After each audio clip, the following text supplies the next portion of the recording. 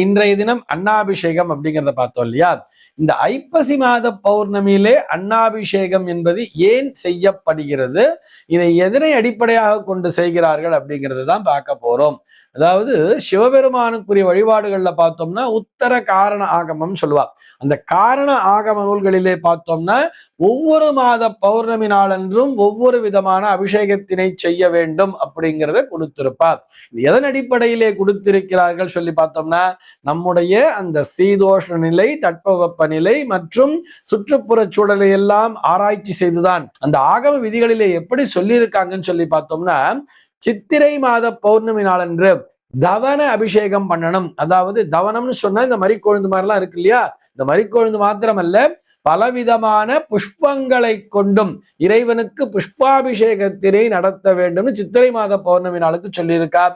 வைகாசி மாத பௌர்ணமி நாளிலே சந்தனாபிஷேகத்தை நடத்த வேண்டும்.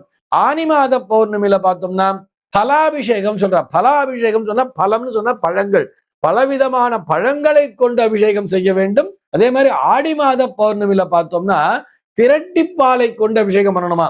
ஆவணி மாத பௌர்ணமியில பார்த்தோம்னா சர்க்கரை என்று சொல்லப்படக்கூடிய சர்க்கராபிஷேகம். சர்க்கராபிஷேகம்னா நம்ம நினைக்கிற மாதிரி இது வெள்ளை சர்க்கரை கிடையாது, நாட்டு சர்க்கரைன்னு சொல்றோம் இல்லையா, வெள்ளத்தினுடைய தூள் அப்படிங்கிறது இருக்கு இல்லையா, அதனை கொண்டுதான் ஆவணி மாதத்திலே அபிஷேகம் பண்ணணும்னு சொல்றார். புரட்டாசி மாத பௌர்ணமி நாளன்று அதிரசத்தை கொண்டு அபிஷேகம் செய்ய வேண்டும். ஐப்பசி மாத பௌர்ணமியிலே இந்த அன்னாபிஷேகம் எப்படி காய்கறிகளுடன் சேர்த்துத்தான் பண்ணணும். நம்ம அன்னாபிஷேகம் சொல்லிட்டு நம்ம எல்லாம் நிறைய பேர் என்ன சொல்லிட்டு இருப்பான்னா, இவர்கள் அன்னாபிஷேகம் சொல்லிட்டு வெறும் அன்னத்தை மட்டும் அபிஷேகம் பண்ணாம காய்கறிகள்லாம் வச்சு பண்ணியிருக்கா, காய்கறிகள் அலங்காரத்துக்கு பயன்படுத்துறாங்கிற மாதிரி தப்பா சொல்றோம். ஆனால் ஆகம விதிகளிலேயே அந்த காரண ஆகம நூலிலேயே எப்படி சொல்லியிருக்காங்கன்னு சொல்லி பார்த்தோம்னா, ஐப்பசி மாத பௌர்ணமி என்று அன்னத்தினை கொண்டு அபிஷேகம் செய்ய வேண்டும். அதுவும் எப்படி காய்கறிகளுடன் சேர்த்துத்தான் பண்ணணும்னு சொல்லியிருக்கா. அதே மாதிரி கார்த்திகை மாதத்திலே பார்த்தோம்னா தீபாபிஷேகம் பண்ணணுமா. இது எப்படி சார் தீபத்தை போய் அபிஷேகம் பண்ண முடியுமான்னு சொன்னா, அந்த தீப ஒளியிலே இறைவனை தரிசிக்க வேண்டும் சொல்றார். அதே மாதிரி மார்கழி மாத பௌர்ணமியிலே பார்த்தோம்னா நெய் அபிஷேகத்தை செய்ய வேண்டும் சொல்லியிருக்கா. தை மாத பௌர்ணமி நாளன்று அங்கே இறைவனுக்கு தேன் அபிஷேகம் செய்ய வேண்டும்.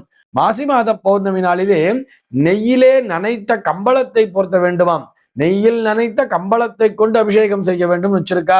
பங்குனி மாத பௌர்ணமி நாள்ல பார்த்தோம்னா தயிர் அபிஷேகத்தை செய்ய வேண்டும் அப்படிங்கிற மாதிரி கொடுத்திருக்கா.